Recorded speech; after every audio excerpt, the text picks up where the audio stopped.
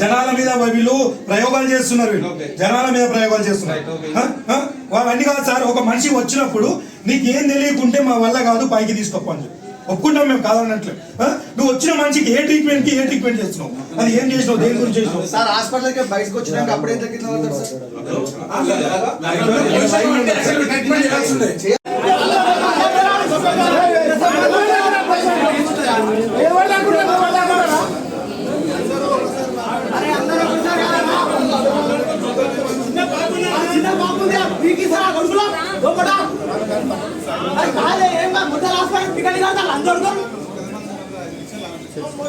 ఇంకా మీటింగ్ బయట వచ్చి మాట్లాడుతున్నాడు, లోపడే మాట్లాడతారు, బయట వచ్చి మాట్లాడతారు. అందరేనా తప్పే ఉండవు.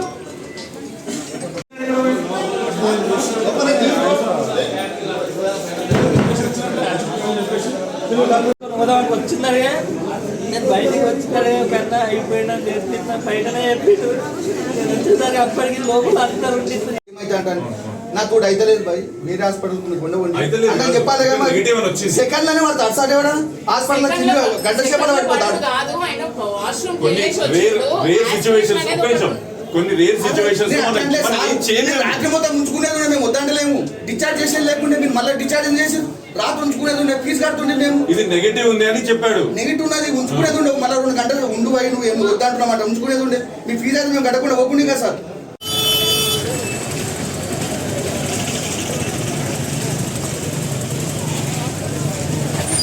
ప్రాణం పోయిందంటే దానికి మీరు మూల్యం కట్టించుకోవాలి, హాస్పిటల్ మొత్తం కట్టించుకోవాలి. మొదటి హాస్పిటల్ కూడా సీజ్ చేసాడు సార్.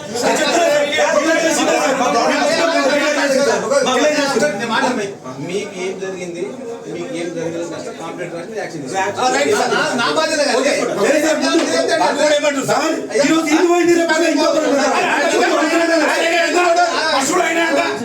చెప్తారా బయట ఫస్ట్ అయినప్పుడు కంప్లైంట్ చేసిన పోలీసు అమాయకులు